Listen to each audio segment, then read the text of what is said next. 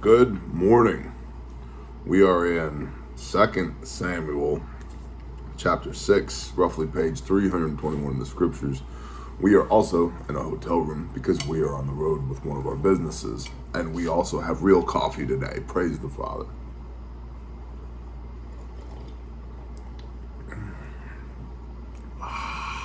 Like a real human being, man.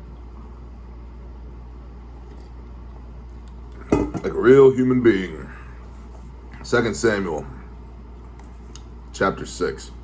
Remember, David just whooped the tails of a whole bunch of Philistines, because it's kind of what he does. Now David again gathered all the chosen men of Israel, 30,000. And David rose up and went out with all the people who were with him from Baalei Yehuda all the way up to the ark of Elohim. Chosen men means like these are like the select, right? The prime fighting forces. And went out, going out and going and coming in is a Hebrew phrase, an idiom for going to war. Because they went out. They went out with a sense of purpose. He picked 30,000 of his best guys, and they went out to bring up from there the ark of Elohim, that is called by the name of Yahweh of hosts, who dwells between the cherubim. And this is the ark of the covenant. And they placed the ark of Elohim on a new wagon and brought it from the house of Abinadab, which was on a hill. And Uzzah and Ahio, sons of Abinadab, were leading the new wagon. So, in 1 Samuel 7, which is multiple pages before this story. 1 Samuel 7. Come on, fingies. I'm barely awake, too. I've had 4 sips of coffee now. 1 Samuel 7. Let's see here. There we go.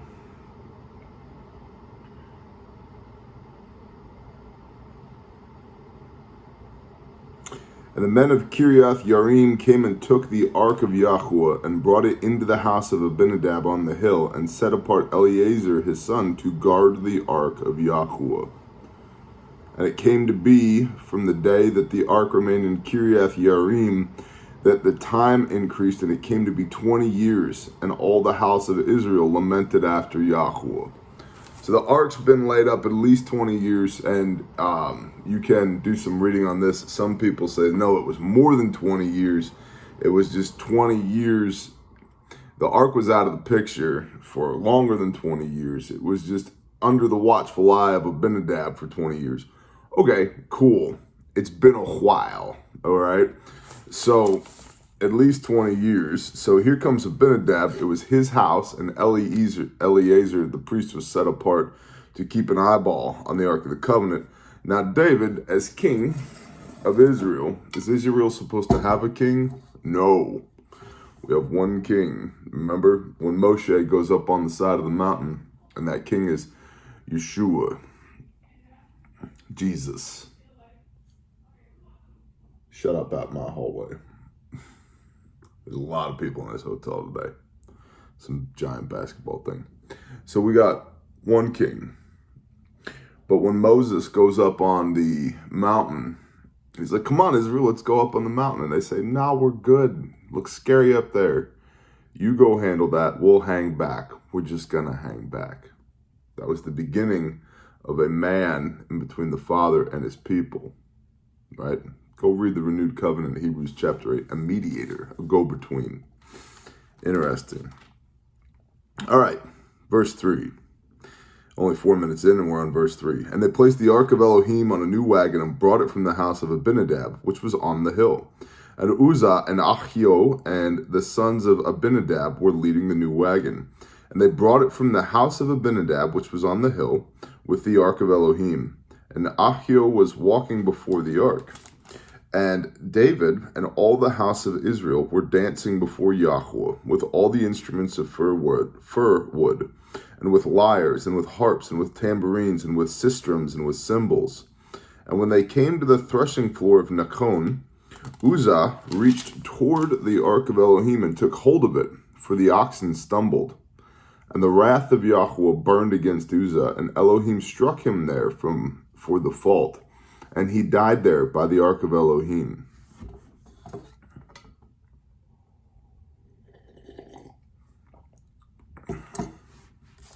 Sure, you're familiar with Mario Sukalakalalos, or whatever his name is, from the History Channel. Ancient Aliens, man, that guy. It has been surmised by that fella and many others that the Ark of the Covenant was a battery, and the cherubim were like speakers, and that's how they spoke to Yahweh.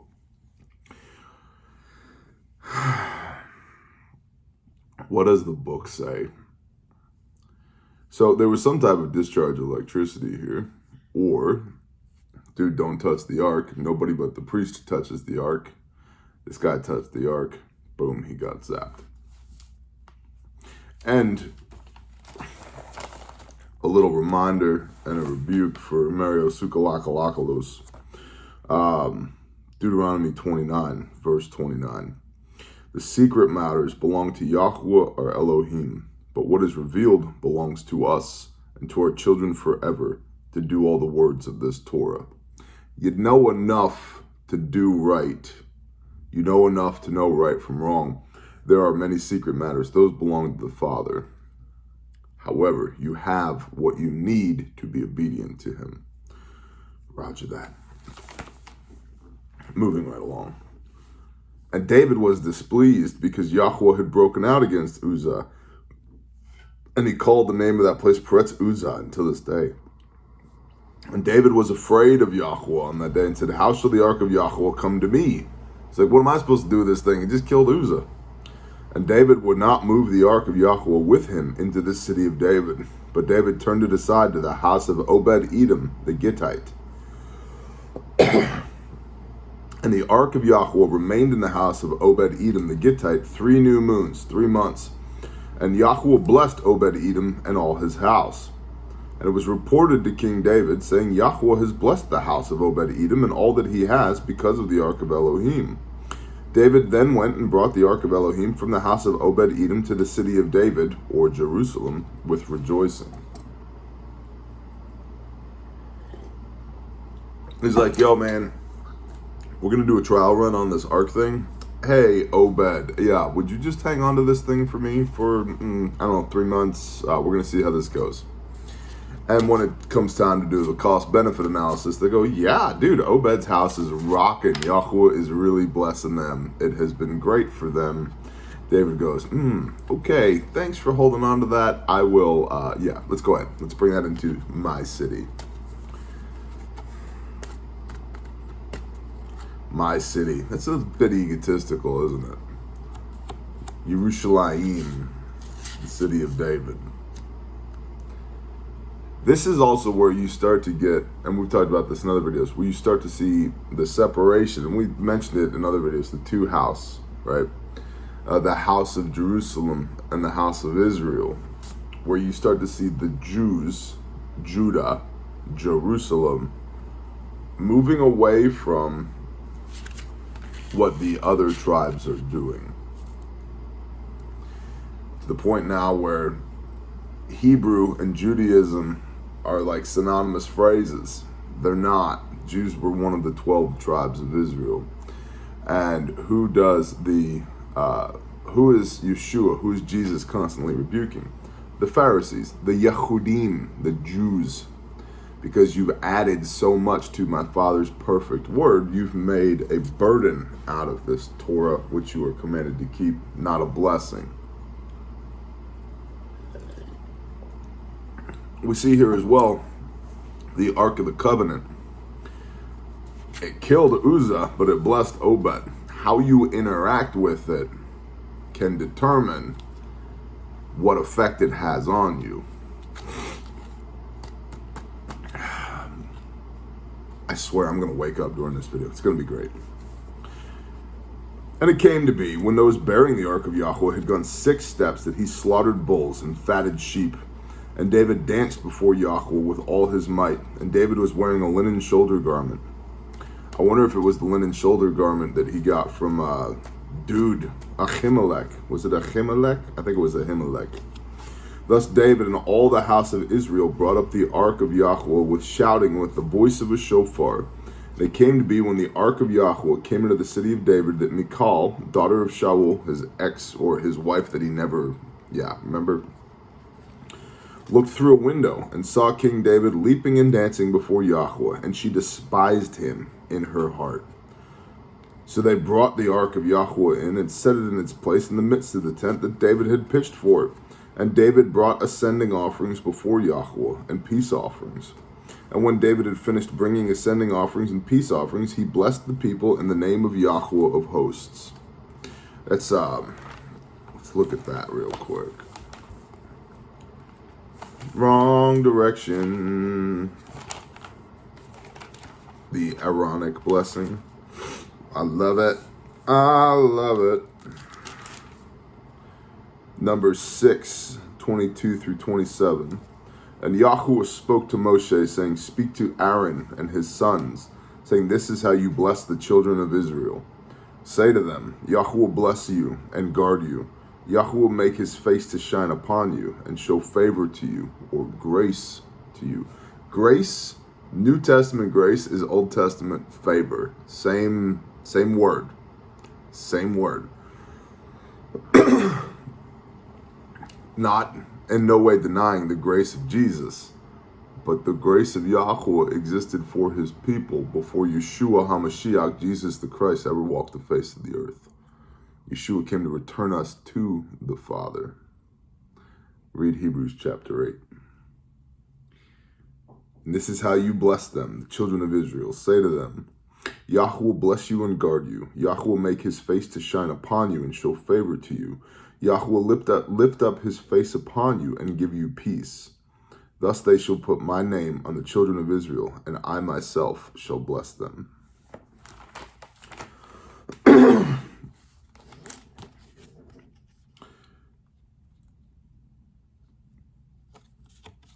Verse 17. Again, 2 Samuel 6, verse 17. So they brought the ark of Yahweh in and set it in its place in the midst of the tent that David had pitched for it. And David brought ascending offerings before Yahweh and peace offerings.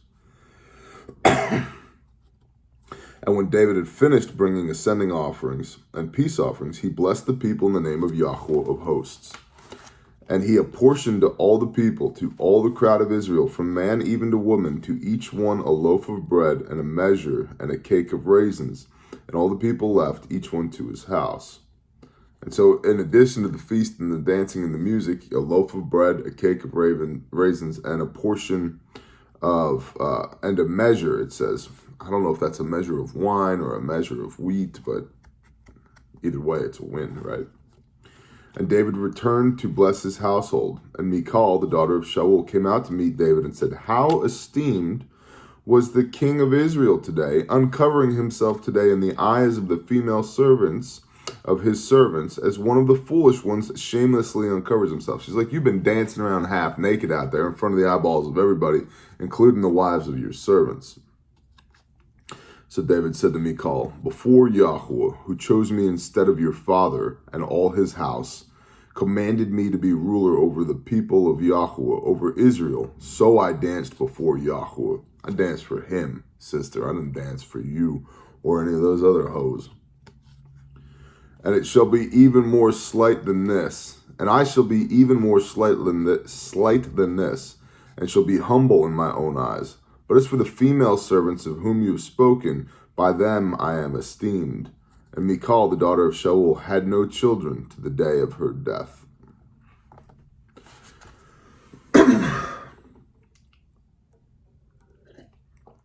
So I guess David wasn't going out and coming in with Michal. We'll do 7 too. 7, comma, T-O-O, 7, comma, as well. And it came to be when the king, the sovereign, was dwelling in his house, and Yahweh had given him rest from all his enemies all around, that the king said to Nathan the prophet, this is David, says to Nathan the prophet, see now, I am dwelling in a house of cedar, but the ark of Elohim dwells within curtains. He's like, man, I got a nice house. We've got the ark of Yah inside of a tent. And Nathan said to the king, Go do all that is in your heart, for Yahweh is with you. That is a hell of a reinforcement. Talk about speaking life into somebody. Go do all that is in your heart, for Yahweh is with you. Hey, Yah's got you, bro. Go. It speaks at least momentarily to the heart condition of David as well. That there's a witness from Nathan here that, hey, you know what? Yeah, you're David. You got some history here, but your heart is in the right place, at least right now. And it came to be that night that the word of Yahweh came to Nathan, saying, Go and say to my servant David, Thus said Yahweh, would you build a house for me to dwell in? For I have not dwelt in a house since the time that I brought the children of Israel up from Mitzrayim, even to this day, but have moved about in a tent and in a dwelling place.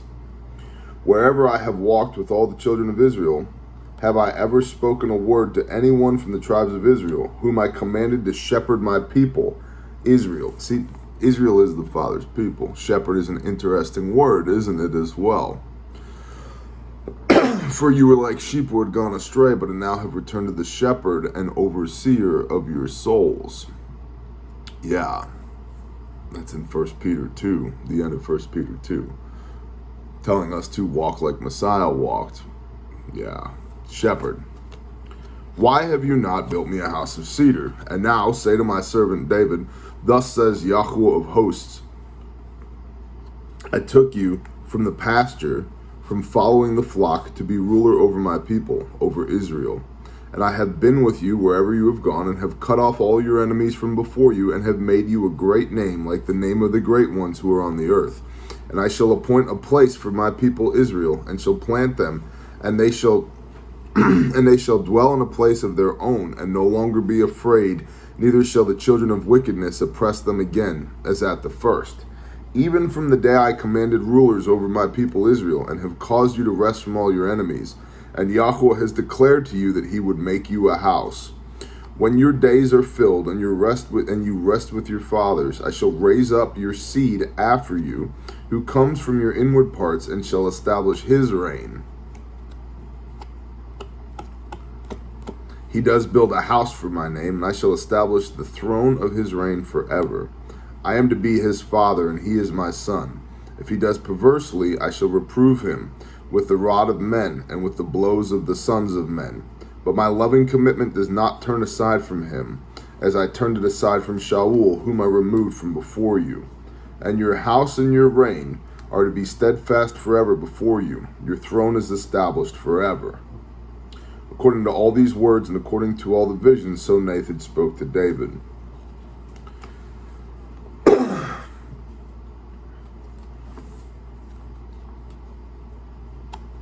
It's interesting here in verse 14. I am to be his father, and he is my son. If he does perversely, I shall reprove him with the rod of men and with the blows of the sons of men. I'm going to beat that tail. But my loving commitment does not turn aside from him, as I turned aside from Shaul. It's like, I'll be there. I will be there for him. But man, if they go sideways, I'm going to be there just wearing them out. And of course, we have the establishment of the forever, eternal throne. And so Yeshua, we know, comes out of the bloodline of David, out of Matthew. You can read Yeshua's genealogy, Jesus' genealogy in Matthew 1.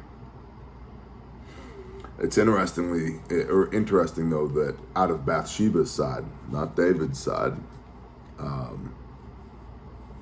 some people have even surmised, was Uriah the Hittite Yeshua's great-great-great-great-granddaddy, or was it David? Well, it says your seed will be established forever, so we're going to go with David here. But it was David and Bathsheba. It's where you get Messiah. So interesting. You know, even David is a man after Yah's own heart. He makes mistakes, quite a few of them. And it does not show, I think this is an important nuance here. The Father doesn't work through sin. Sin is unrighteousness. Sin is lawlessness. 1 John 3 verse 4. Sin is transgression of the law. The Father does not work through transgression of the law. He works in spite of it. Paul said, shall we sin all the more so that grace may abound? No. Yah forbid. No, we're not going to do that. So, even though Yeshua comes out of Bathsheba and David, which was a total mess, and we're going to get to that in 2 Samuel here. Even though Yeshua comes out of Bathsheba, look at what the Father did through him for the entire world, for the whole kingdom. So just because you're in the middle of some stuff doesn't mean the Father isn't working a great plan of redemption for you and your people. And King David went in and sat before Yahweh and said, who am I, O Master Yahweh, and what is my house that you have brought me this far? And yet this was a small matter in your eyes, O Master Yahweh. And you have also spoken of your servant's house for a great while to come. And this is the Torah of man. And is this the Torah of man, O Yahweh, the instruction of the law of man? And what more does David say to you? For you, Master Yahweh, know your servant. Because of your word, and according to your own heart, you have done all this greatness to make it known to your servant. You are great indeed, O Master Yahweh, for there is none like you, and there is no Elohim but you, according to all that we have heard with our ears. And who is like your people, like Israel, the one nation on the earth whom Elohim went to ransom for himself as his people? The one nation on the earth whom Elohim went to ransom for himself as a people, to make for himself a name, and to do for you greatness and awesome deeds for your land before your people, whom you ransomed for yourself from Mitzrayim, from the nations and their mighty ones.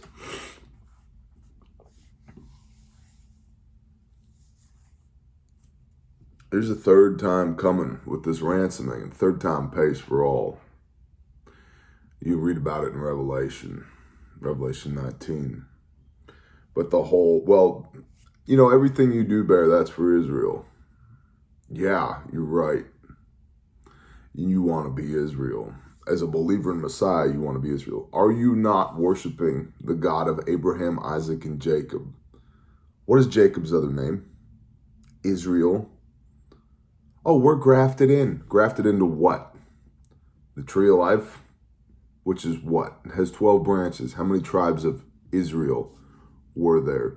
You're no longer a heathen Gentile once you become a believer in Messiah. You are now Israel. And Israel has a code of conduct, how it behaves. And for those that fail to behave by that code, bad stuff happens. And for those that behave by that code well and diligently, good stuff happens. Deuteronomy 28, Deuteronomy 30. If you diligently obey the voice of Yahweh your Elohim, then you will be blessed. If, then. You're telling me that Torah is a matter of salvation? No, it's not on the front end. By grace through faith we are saved, lest any man should boast. Comma, if we sin knowingly, you lose that covering. Oh yeah, Hebrews 10:26. Go read that. You don't want to lose that covering, bro. You don't want to be that guy. You don't want to knowingly do the wrong things. You want to knowingly do the right things.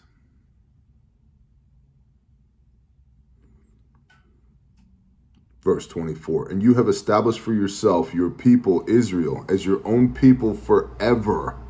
Forever. What about inerrancy doctrine? There's not one word in this Bible that's wrong. Okay, copy that. Cool. So how does replacement theology work now? Oh yeah, Israel messed up, so the church took their place. Well, you don't see that anywhere in the Bible. In fact, you see the opposite. And you have established for yourself your people Israel as your own people forever. And you, Yahweh, have become their Elohim. And now, O Yahweh, Elohim, the word which you have spoken concerning your servant and concerning his house, establish it forever, and do as you have said.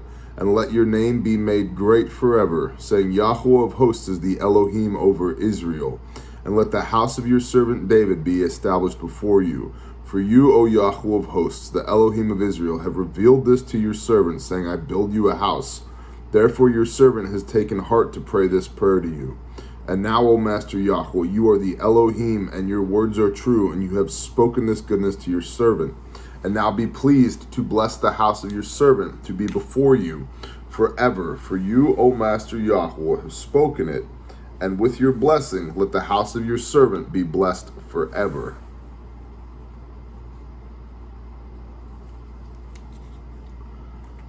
And we will end there today.